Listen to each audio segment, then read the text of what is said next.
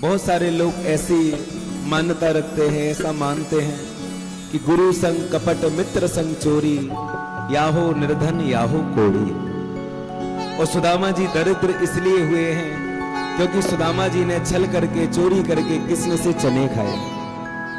लेकिन सच बताना, अगर सुदामा ने चोरी करके चने खाए होते तो जब सुदामा कृष्ण से मिलने के लिए गए हैं तो कृष्ण रोया क्यों है? एक चोर से इतना प्रेम क्यों? एक छल करने वाले से इतनी करुणा क्यों? और आज कृष्ण नीचे बैठे हैं और सुदामा गद्दी पर बैठे हैं, पैरों को चूम रहे हैं, माथे पर चेहरे पर रख रहे हैं, और ब्राह्मण के पैर धुलाने के लिए जल नहीं बल्कि आंखों के आंसुओं से सुदामा के पैरों को धोया है। क्यों? कि देखी सुदामा की दीन दशा, करुणा करके करुणानिधि रोए, पानी परात को हाथ छुओ नहीं, नैनन के जल से पग धोए। आखिर क्यों? और अगर भगवान गीता में कहते हैं कि कर्मण्ये बाधिकारस्ते मा फलेषु कदाचन, जैसा कर्म वैसा फल, और अगर चोरी करके चने खाए तो फिर कृष्ण को रोना नहीं चाहिए, गले से नहीं लगाना चाहिए, अपने सिंहासन पर नहीं बिठाना चाहिए। और एक बात कहें, अगर तुम्हारे कोई बचपन का मित्र है, सखा है, जो आपके साथ पढ़ता था और बचपन में ना कभी आपका पेंसिल चुरा ले, बुक चुरा ले, चप्पल चुरा ले, कभी टिफिन चुरा ले, और जब बड़े हो जाएं और तुम्हारे घर में आए तो सच बताओ, क्या तुम उसको तिजोरी की चाबी दोगे? खजाने की चाबी दोगे? अपने बच्चे और परिवार के लोगों से कहोगे कि भैया इतना महान व्यक्ति ना कहीं हुआ ना कहीं होगा, इसके पैर धो के पियो? एक चोर के लिए इतनी इज्जत, इतनी मर्यादा, इतना सम्मान मान क्या आप देंगे? भैया पत्नी से कहोगे है तो देवर, लेकिन संभाल के रखना जेवर, कहीं लेके ना भाग जाए। चोर है, बचपन में बहुत चोरी करता था। बच्चों से कहोगे कि है तो काका, लेकिन ध्यान रखना घर में ना पड़ जाए डाका, क्योंकि बचपन से इसकी आदत ठीक नहीं है, चोरी करता है। श्री राधे श्री राधे।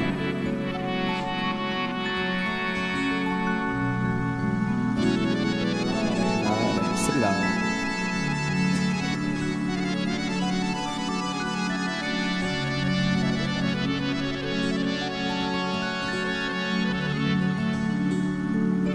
तो भैया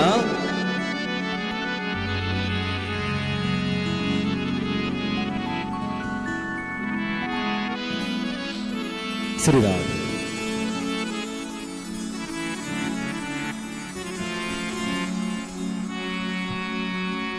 तो आप एक चोर के लिए क्या आप अपने दुकान के तिजोरी की चाबी देंगे?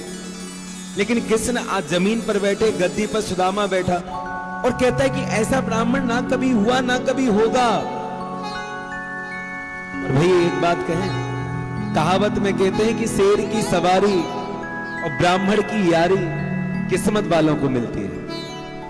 और शास्त्र कहता है कि एक ब्राह्मण सब कुछ हो सकता है, अगर सच्चा ब्राह्मण है तो प्यारे वो कभी चोर नहीं हो सकता।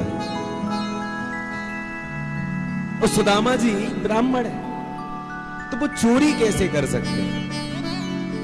भैया वो चोरी करके चने नहीं खाए हैं, कृष्ण पे कृपा करके उन चनों को सुदामा ने खाया है। यह बात सुदामा भी जानते हैं और यह बात कृष्ण भी जानता है। कथा ऐसी है, हरि अनंत हरि कथा अनंत, कहीं सुनहि बहु विधि सब संत। कथा एक नहीं बल्कि हरि की चरित्र अनंत है, हरि की कथाएं अनंत हैं। एक कथा ऐसी आती है कि गुरुकुल में जब संदीपनी मुनि के आश्रम में कृष्ण और सुदामा साथ साथ पढ़ते हैं, उस समय एक घटना घटी कि अगस्त नाम के मुनि संदीपनी मुनि के आश्रम उज्जैन में भिक्षा लेने के लिए, और ये वही अगस्त मुनि है जो दुनिया के सातों समुद्र पीने का सामर्थ्य रखते हैं। इन्होंने कहा कि मां भिक्षाम दही। गुरु माता रसोई से 4 मुट्ठी चने लेकर आई, लेकिन उसका इरादा बदल गया। उसको लगा कि ये अगस्त मुनि है, एक बोरा चने का है और हमारे बच्चों का ये स्वल्पाहार है, और अगर बाबा भोजन पे बैठ गया तो जो दुनिया के सातों समुद्र खाली कर सकता है, तो 4 मुट्ठी चने से उसका पेट भरेगा क्या? तो मां लेकर तो आई 4 मुट्ठी चने, उसकी पोटली तो बनाई, लेकिन ना देने का इरादा बना लिया और पोटली को छिपा के रखा रसोई में, और बाहर आके क्या बोली, बाबा हमारे घर में ना आज खाने के लिए कुछ है ही नहीं, इसलिए फिर कभी आना। अगस्त मुनि तो त्रिकालदर्शी हैं, ध्यान लगाकर देखा कि मेरे हिस्से का अन्न रसोई से निकाला गया लेकिन मुझ तक नहीं पहुंचा। उन्होंने गुस्से में श्राप दे दिया कि जो भी उस चने को अब खाएगा वो दरिद्र हो जाएगा। एक कथा। और दूसरी कथा ऐसी आती है, ये पौराणिक कथा है कि एक बूढ़ी मैया है जो लगभग 70-72 साल की है। 3 दिन से उसने अन्न का दाना नहीं खाया। एक दरवाजे पे गई तो उसको भिक्षा में कुछ चने के दाने मिले। उसने पोटली बनाई, सोचा किसी पेड़ की छाया में बैठकर हम इन चनों को पाएंगे। भैया भूखे के लिए तो भोजन ही सोना होता है। उस पोटली को बार बार संभालती वृद्ध शरीर। चोरों की नजर पड़ी, उनको लगा कहीं ऐसा तो नहीं ये बूढ़ी मैया इस या पोटली में हीरा मोती और सोना चांदी लेके जा रही हो। बार बार संभाल रही है। 4 चोर उस मैया के पीछे पड़ गए। एक ने धक्का दिया, मैया गिरी, पोटली हाथ से छूटी। एक चोर ने उठाया, दौड़ लगाई, मैया रोने चीखने चिल्लाने लगी, अरे लाला बामे कोई सोना ना है, चांदी ना है, हीरा ना है, मोती ना है, अरे बामे खावे कितना ही चने के दाने हैं। लेकिन चोरों ने सुना नहीं। वो बूढ़ी मैया रोने लगी, मैंने लाला 3 दिन से कछु खायो ना है, मैं भूख से तड़प रही हूं। लेकिन उनने एक ना सुनी, लेकर भाग गए। मैया को आया क्रोध, मैया ने श्राप दे दिया, ले जाओ ले जाओ ले जाओ।